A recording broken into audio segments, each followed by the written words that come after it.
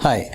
In the last session, we saw how the subject called human resources management evolved, and we saw the reason why one should learn human resources management. We also saw the definition of human resources management, what are the latest developments, and how it evolved into a serious stream of study. So this time we'll learn more into the subject, and we'll learn what is called human resources planning. As you know, nothing happens really without planning, and human resources no exception. So we'll try and understand why do we require such a detailed planning with respect to human resource. We first of all have identified and understood that human resources is actually the most important resource in an organization, and that is why it is so carefully being studied. Now we'll look into why and how this kind of planning is done with respect to human resources. Okay, this is one opinion which is given by Keith Davis, okay, a famous expert in that. An organization should identify their short-run and long-run employee needs, examining their corporate strategies. That is given by Keith Davis. So, an organization should be able to understand their long-term and short-term goals and employee needs. This is one. And it is the corporate strategies and objectives that set a planning horizon. So first of all, if we have to understand, if you have to go into the planning of human resources, first of all you have to understand, or you have to get to know till what time am I planning? What is the objective? What is the time horizon that I have got in my mind? So for that I have to set the corporate strategies and objectives which set these things in motion. Okay, so first of all, as an organization, the heads of the organization should be aware of, or should be very clear about their corporate strategies and objectives. And then this planning is set into motion. What is human resource planning? It is actually the process by which an organization ensures that it has the right number and right kinds of people at the right places at the right time, and that these people are capable of performing their tasks effectively and efficiently. So that is the more or less the theoretical definition of human resource planning. So you by reading this, you will understand that it is all about the correct mix, the correct people at the right place at the right time, fitting those people to the right positions at the right time, so that these people can achieve the best within the organization. So first of all, it is all about the right number. How many people are required to run this boat, and what is the kind of people that you are that you need to run this particular business, and at which all places. As you know, like you might have seen a very common event called the tug of war. Okay, the key positions are those people who stand at the front and at the back. So it's a key position to start with. So where we should put the right kind of employee, and at which all slots should we put? That is all about human resource planning, and so that these employees are able to perform in their respective positions, increasing the productivity of the organization, and effectively and efficiently. So this is the definition of human resource planning. Hope it is very clear. It is very easy. Right people at the right slot at the right time. That is all about human resource planning. So what is human resource planning? We'll just go in a bit more detail. It is the process of forecasting future demand for people. Every organization has got a certain demand for people, because it is an ongoing concern. Organizations expand, they get into newer areas, newer territories, and they expand. Even if they are having only one product and one geographical territory, they still look at increasing their production and sales and revenue, and hence profit. So how to get that, and how can I increase my efficiency, and how to find out the right kind of people mix? So it's about forecasting that. Okay, so we'll see the role of human resource planning in an organization. Okay. The first one being, it's already told, forecasting future people needs. When I'm saying future people needs, it's all about how many people are needed, it's which all kind of people are needed, and what are people's need. I mean, those who are recruited, what are people's need, identifying that also. Okay. Then a key important point is managing organizational change. Like I told you in the last session, organizations are right now in a highly dynamic environment. Products which were fashionable or popular 1 year back, it is no longer popular. Even something like an iPhone 4S, which used to command a huge price a couple of years back, right now it is available at less than 10,000 rupees. So the kind of changes happening is quite fast. And customers are also changing from in a very short period of time. People who were using normal public transport, they have shifted to Uber, and all these things are coming in. So it's a constant change that we are seeing in our markets and in our customers. So how to manage that?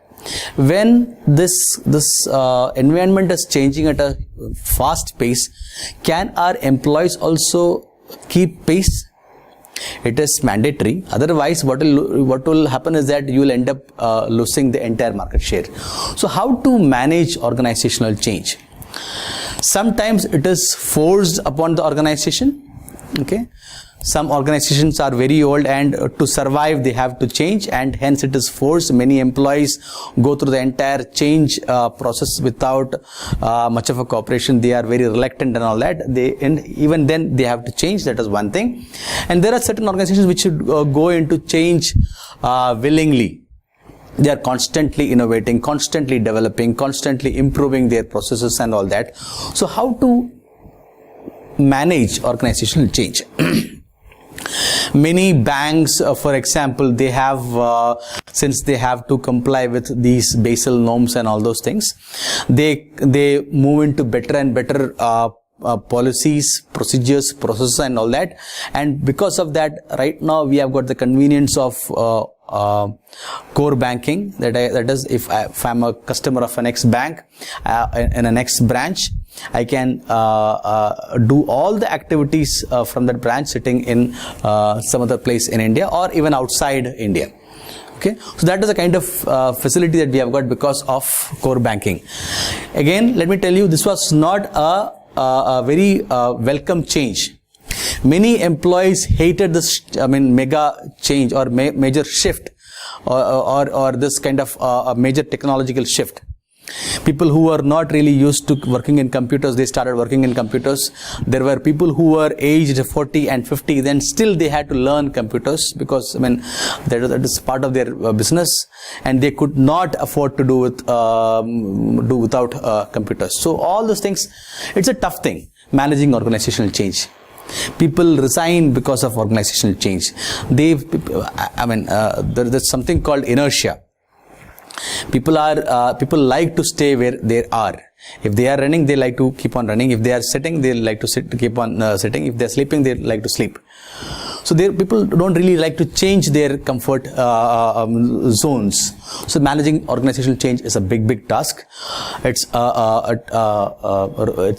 HR plan comes in that. Okay, when I am foreseeing a major shift in technology, how can I mold my HR so that this change is absorbed in the organization?